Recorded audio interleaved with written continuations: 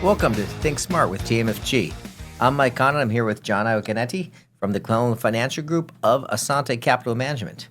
So today, John, I was thinking, a few clients have come in and they said retirement's become more difficult than it used to be. Yeah. And, you keep on hearing this. And I went and looked at a few articles on this. And there was one that CIBC put out in February. And it talked about looking at 2/3 of retirements say inflation and increased cost of living have made them adjust their retirement plans. This is actually having an effect on what people were doing and when they plan on retiring.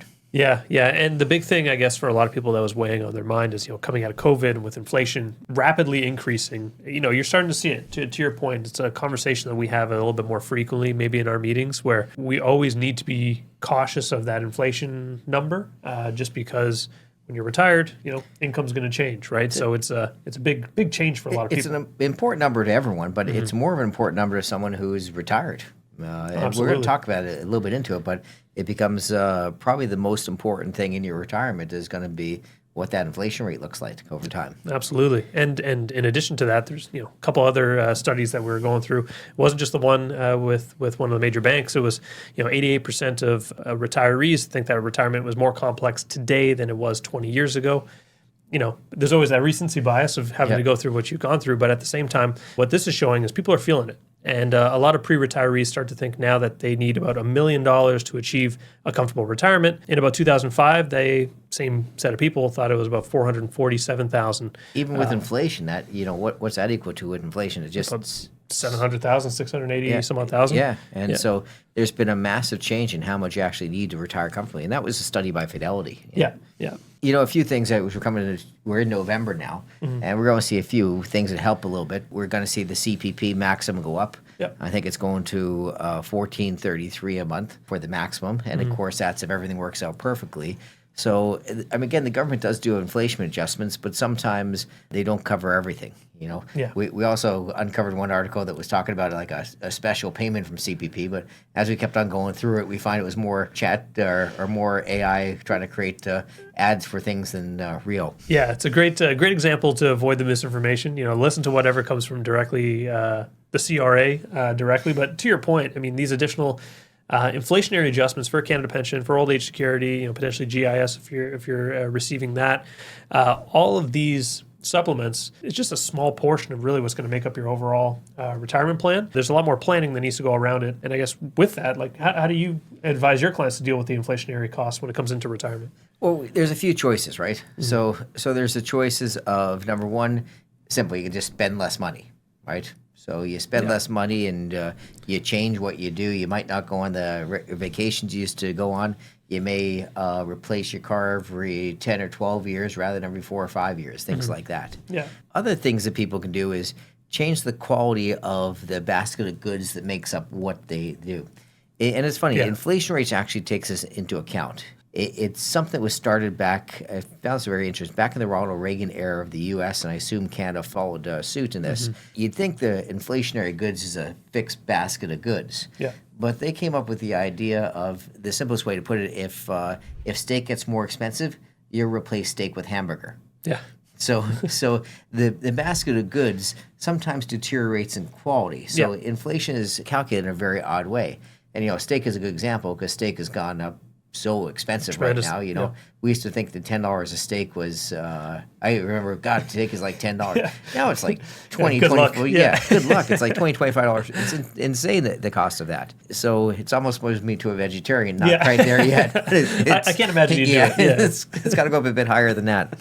But again, that basket of goods is going to change. Other things is a lot of seniors take up part-time jobs. They start to do some work, something they enjoy, that they can do part-time to make some extra money to help out with those inflationary concerns. Yeah, that point in particular, it's it's something we have always brought up in meetings with clients if there's a cash flow deficit, and oftentimes the thought process is, well, there's no chance I'll be doing any sort of part-time work. But once you do get into retirement, it's a lot of time to fill up. Yeah. A lot of people actually look forward to it or something a bit more fulfilling. Maybe it's not your same 9-to-5 job that you had pre-retirement, but it's something, to your point, something you enjoy, something you want to do. It's good for early retirees.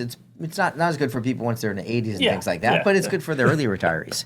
The other thing is take a look at your investments. How's your portfolio structured? Yeah. I mean, one is, some people have come up with very, very conservative portfolios and keep a lot of cash on hand. Oh, yeah. And they have cash that's earning 2% for a large piece of their portfolio, and that's not covering the inflation rate, right? We're looking at inflation has been, a couple of years ago, we're looking at 4 or 5% inflation rates. If you have your cash that's getting you a 1.5% to 2%, after tax getting you 1%, you're really getting you're losing money. Your buying power is being eaten away. So you really need, number one, a portfolio that's structured to give you returns, and number two, just be tax effective. Watch costs, watch everything like that. Be tax effective. Why pay more tax than you need to? Yeah, no, and it's a really good point, because I think the common thought is as you get closer to retirement, you become more and more conservative, which in some capacity is true. But some people, maybe drag that out a little bit too far. And both those points work well together where, typically if you're in something that's not as aggressive a portfolio that's earning interest, you're not going to get the return that's going to be sufficient to kind of keep up with the rate of inflation. But it's also tax, or the least tax effective, or an interest is 100% taxable. So as you're bumping up your tax bill, bringing down your returns, and it's really kind of handcuffing your overall retirement. I guess it's funny because we were talking about this. The government talks about inflation, and I guess they talk a lot about inflation, how it affects young people and things like that. I do get more concerned about the older people than the younger people. And inflationary concerns are out there for everyone, young families and things like that. I understand that. But usually when you're in the workforce, a big part of inflation is increase in labor cost. That's what makes up one of the big inflationary pieces. And if that's going up with inflation, generally speaking, if you're in the workforce and you're in a good position, your pay should generally increase within that inflation. You should be one of those parts that are making up the inflationary, let's say, basket. When you're in retirement, you're outside of that. Your pay isn't going up because of inflation, so you're not going to have anything that's relatively jumping with that. I mean, there's index pensions and things like that, but generally speaking, you're not going to be participated in the rewards of an inflationary environment. Yeah, that's the difficulty. I mean, living on a degree of fixed income in retirement, you need to start planning out, kind of using a percentage base in terms of how much you can withdraw from your portfolio. Because once you make that transition to go towards fixed income, and maybe it's the form of a RIF, or maybe it's the form of an open account that you're doing redemptions, it's tough to get off that. Some people, to your point, when you get into your 80s, you don't have the opportunity to find a part-time job. You need to count on your investments. Yeah, and we used to consider that pension plans were all indexed with inflation. That's becoming rare. It's very rare. Government sometimes have them. Even the teacher's pension plan is only partially indexed now. So that was the golden pension plan out there. And they reduced, I think, like 10, 15 years ago to half the rate of inflation. So even the pension plans understand the difficulty of keeping up with that. And if you're on one of those pension plans, you're even going to have to make up for a bit of that, let's say, inflationary content that's going to be in your cost of living. Absolutely. So maybe we could talk a bit more about, with the investments themselves and the portfolio that you have, kind of that general rule of thumb, the 4% rule. So discuss that and what it could be for the listeners. Well, sometimes people get confused. They say, we go and we talk to them. We say, you can take out 4% a year. They go, you only get 4% rate of return? I said, no, it has nothing. There are two different entities in here. The withdrawals from the portfolio and the rates of return, there needs to be a delta between there. There needs to be a difference between there. And the difference has to make up for inflation. Yep. Because if you're taking out, let's say, $50,000 out of your portfolio this year, 10 years from now, you're not going to be able to survive in that same $50,000 you were taking out of your portfolio. So every year that's going to go up by, let's say if you have 3% inflation, you're taking 50,000. Then you're taking 51,500 the next year. So it continues to increase along the way. So you need to leave some room for that inflation. So you take 4 and you take a 2.5% inflation rate, that puts you 6.5. If you're 3%, you're 7. So you need to have that type of return in your portfolio to maintain your portfolio, given the difference in inflation. Yeah, and it's something that we regularly keep on top of with our clients, where it's, annually we go through our income analysis sheet and see how much are you taking relative to your portfolio size.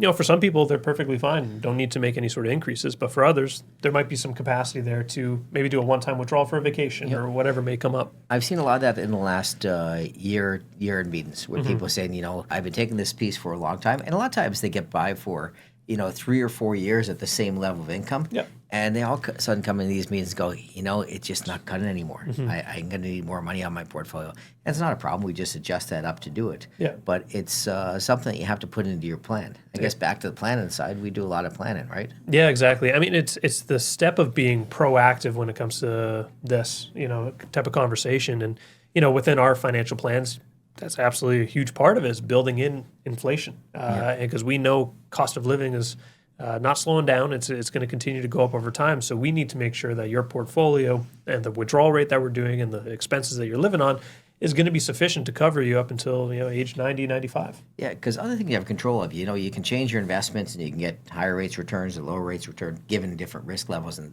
things like that. But inflation is something you don't really have control over, right? That's just something that's happening. Last 3 or 4 years have really shown that. No one's done anything differently, but we got hit with inflation like we never have before. Yeah. And too many people are counting on, the decade before we had such a low inflationary rate. Everyone thinks, prices don't move up. And again, with the basket of goods, how they create inflation, I think the numbers you receive from the government are sometimes very false. Yeah, a bit manipulated. If you're living on the bare minimum, and you're just getting by, that's an inflationary rate for when you hear the government posted inflationary rates, that's if you're living on bare minimum. If you have let's say, I'll call it a spiced up lifestyle, those inflation rates are much, much higher. Yeah. Yeah. To your point, the grocery bill of steak and cheese has gone up much more than 2%. I'll tell you that. Yeah. Well, that brings us to another episode of Think Smart with TMFG. Thank you very much for joining us.